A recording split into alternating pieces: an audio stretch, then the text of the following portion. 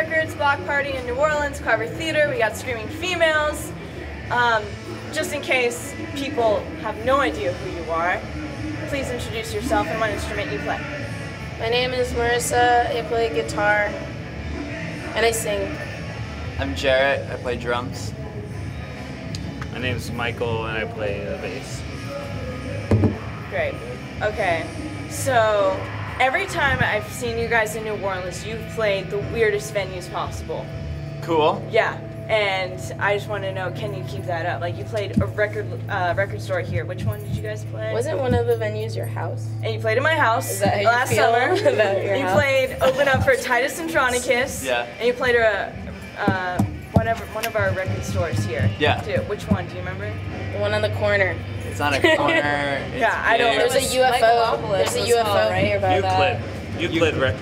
You played Euclid. Yeah. Okay. Great, yeah. Yeah, and now you're playing Block Party here. Yeah. So I feel like you guys are like the most eclectic band to play like just a wide variety of New Orleans venues. Where's We the also normal played places the to play? Zeitgeist. Like, that was a cool Real place. venues. We you played know? at one at Jack's once. I met Liv Wait, Tyler really? there. Yeah. When? With With Ted Leo and the Pharmacist. Pharmacist. 2010. That was probably before I moved here. So that doesn't count. Do you feel like your house is weird? I moved out. Oh, I thought your house was nice. It was nice. Yeah. I mean, weird can be nice too. No, it was definitely weird in the nicest possible way. Because I'm just making sure you're alright. no, I am. It was great not living in a venue anymore though. Yeah. Yeah, I hear because that. I don't have all my furniture in my bedroom anymore. Take the couch out. Yeah, all of that. We got rid of the couch by the end. I like that couch. You guys were someone was giving like a Smashing Pumpkins tattoo on my porch. Oh, Is it on this Here it one? is. Oh, there it is. Yeah. Oh, it's still there, okay. Well, yeah. that's the idea. You Part of know. a tattoo. Yeah. So yeah, I want to say, like, how was it recording with Steve Albini with your live record? Because I heard that when Cloud Nothing's recorded with him, he just like sat there and played video games on his phone. I just want to know if you guys had that same experience at all. Yeah, he played a lot. Well, for our live record, he couldn't play video games, but the one before that, he played Scrabble a lot on the computer. But I think that's cool because I was sitting there and I was like, this is really boring for him most of the time because he's just sitting there. Once everything's set up and he does his magic, then he just hits record and he waits, you know? So it's like the most boring job ever. So he has to do something to occupy his time. And I asked him what he used to do before the internet, and he said he had a lot of catalogs of like, I don't know, construction equipment, chainsaws, things like that. And I was like, oh man, I'm so glad Internet Scrabble's around for Steve now. Because man, I've been spending way too much money on chainsaws. Wow. No, he's a totally great guy. He's a good friend of ours now, and he lets us come and stay at his studio every time we're in Chicago. Awesome. And Marissa recently painted a portrait of the studio manager there on the wall in the studio by Albini's request. So, good friend of ours now. So that's why I want to ask another question. I guess we can answer it right now. It's like, what's your favorite subject matter to draw? Subject matter? Mm-hmm. And I know you like I've been drawing really people. just into like squiggly lines lately. Yeah. Yeah. So what do you mean, like And scales. squiggly lines for arms, or like? No, just... they're not. It's not like figurative at all. Okay. Just been really into scales, as if they were like the shape of scales, Okay. and squiggly lines. That's it. Like pretty scales, much. like on a Like lizard? on a lizard. Yeah, Oh, like on a lizard. I thought you were talking about here, scales. and I know that he's like super into lizards. He's way into lizards. Yeah. Yeah. I didn't actually even make that connection. I'm not gonna overthink it though.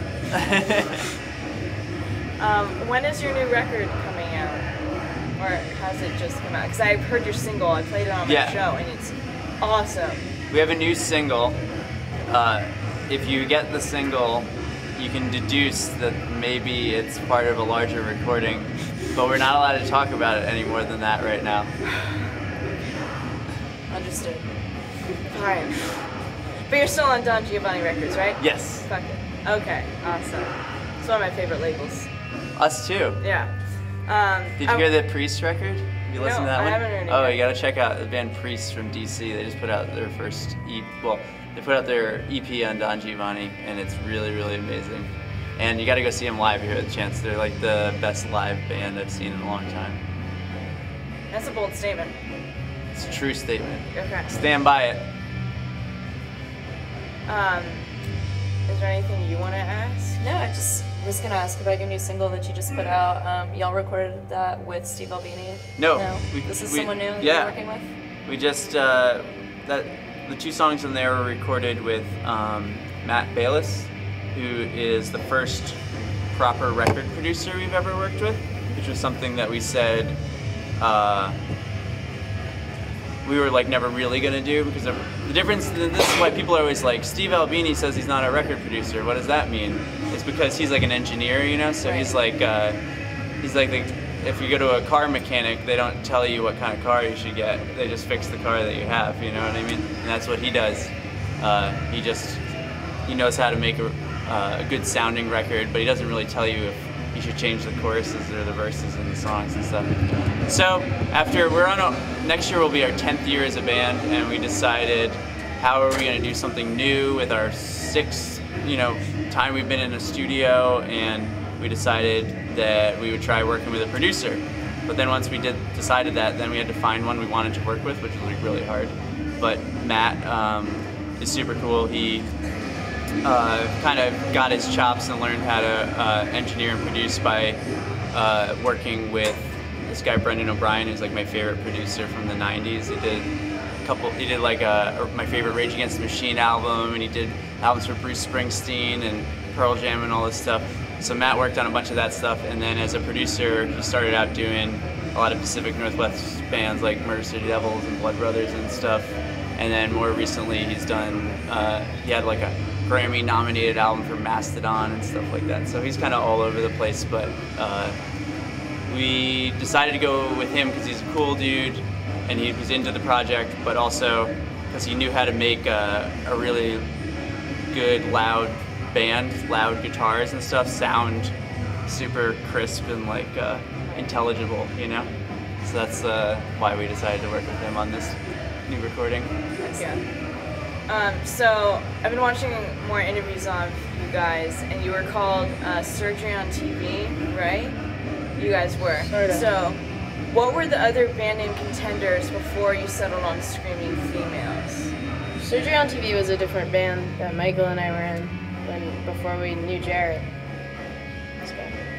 I was briefly in the band, yeah. Never for a show, just for a few practices. Yeah. And then I think we had our first show booked at a house in New Brunswick, and we didn't have a name yet. So I think one of the...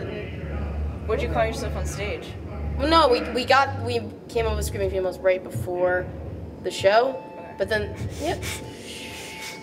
We're not talking about that. Then we had a list. We had a list of other names. Hot Ass, I think, was one of them. There was this book The of... Cutout Kids. You kept talking about that. That was bad. Yeah. My dad really wanted us to be called the Duds. Yeah, the Duds with the Z. He still insists on it. Do you have any opinion on bands that start their... I feel like I like bands that start with the. I just automatically... I'll listen to a band if they start with the. I feel like I used to be more inclined to be into the bands, because that was coming up in the world when I started listening to rock and roll. The Strokes or Hives or whatever. I was like, that makes your band cool automatically. Duh. I But like now the I'm Kinks, having the like... Sonics and stuff like So you're way cooler than... I didn't even know about that yet. But now I'm having this reaction against it. I'm like, duh? Come on. Drop the ego. Do you get frustrated when people call you the Screaming Females? No. No. I have other problems. They're not... I don't get frustrated, but it's kind of like when someone says your name wrong when you first meet them, Right. and then you like have to either correct them right away, or it's just let it go forever. You're gonna be like the slightly mispronounced, you know. Marissa's gonna be Melissa forever from then on, you know. Either you call it right from the beginning or you don't. So sometimes I'll say, I'm like, oh, there's no the, and then people are like, oh, I'm so sorry. I'm like, I'm really not offended. I just thought we would get this right from the get-go. So in the spirit of Halloween coming up, are you guys playing a Halloween show? We're playing the Fest in Gainesville, Florida. Are you guys dressing up for it? Or are you guys... Do you remember the cartoon Doug? Starring Doug? Absolutely. Definitely. We were thinking of all just being Quail Man, who was Doug's like Yeah. superhero Yes. alter ego. And so, because it's like easy, you just need a belt and wear your underpants outside of your tent. Belt And like I think that, it's like this weird curve Yeah, on because it, he's right? a quail. He's wearing a belt on his head. Reminds me of the anglerfish, you know. That Yeah. had- Because at first we were thinking about being different people from Doug, but that didn't make any sense. Be scary. But then I was thinking, who's the strongest character from Doug?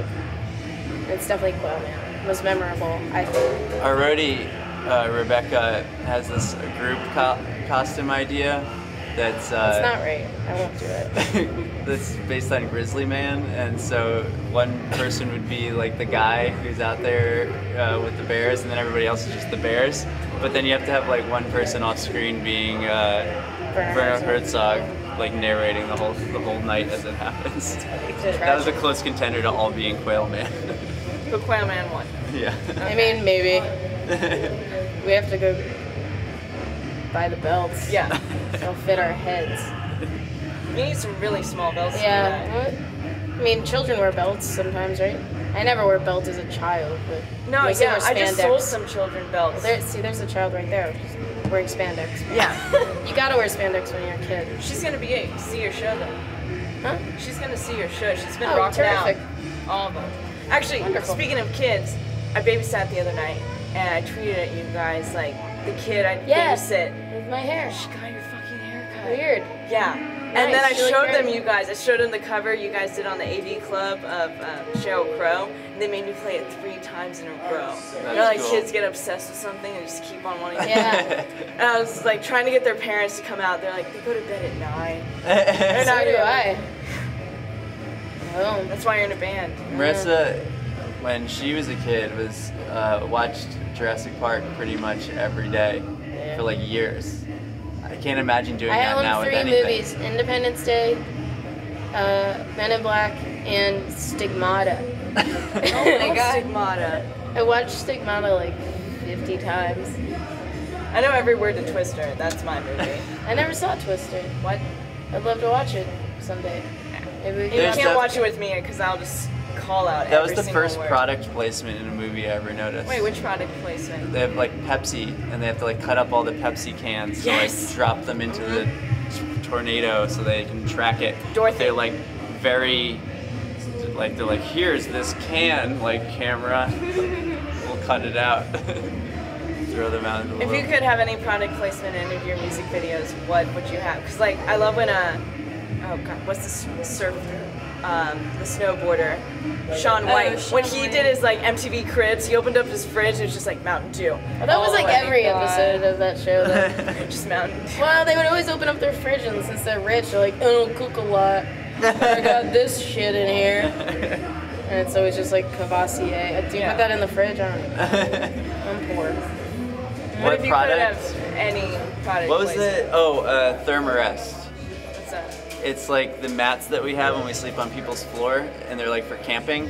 So you like blow them up, and they end up being like that big, but it's just enough so that like your hip doesn't get all stuck in a hard floor, or your like shoulders and all cramped up. So I you're- just want a tampon endorsement deal. Yeah? I don't even care what it is. It's just not scented. Shit's weird. I didn't even know there was such a Yeah, dude, I It's bought it by gross. accident once it was fucked up. It's messed up. Yeah. I was just like, what's going on? Didn't get it. Did you and then I take- looked at the box. No, I didn't know. That's a joke that goes back. I looked at everybody. the box It's a and I tour was joke. just like, fresh meadow, no. It's not right. I have a problem with the word fresh. We have this pet store around here, and they have on their like sign, fresh shipment of kittens. And I was like, that sounds so wrong. That sounds cute. fresh.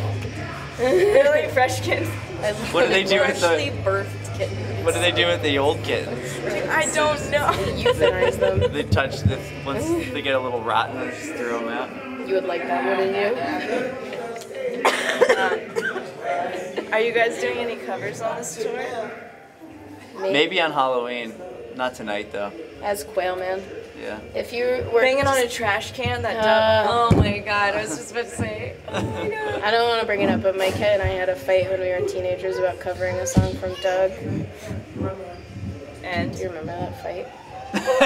You went on vacation to Florida with your parents, and when you came back, me and the rest of the band learned Banging on a Trash Can. You didn't want to cover it. Yeah, that's stupid. it's a really good song, though. Yeah, we'll ever. Still getting shot down to this day. You don't understand how difficult it was for the three of us to learn that song. I'm a trash can. It was awesome. It's a good song, but why bother? Because you're dressed up as Aquaman from Doug. No. What? No, not Aquaman. That'd be cool. Whaleman. I'll be Aquaman. Whaleman. Doug as Aquaman Yeah. would be a pretty good costume. Yeah. But anyways, Tight. yeah. Sweet. I really like your shirt. These are the purposes of New Jersey.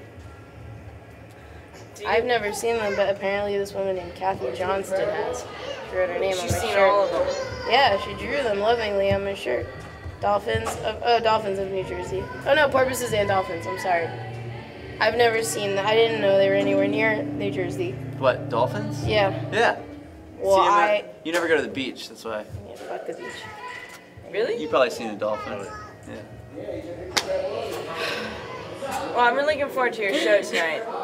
Yeah. Cool. You guys rock. Thanks. Thank you. Does that conclude this interview? I think so.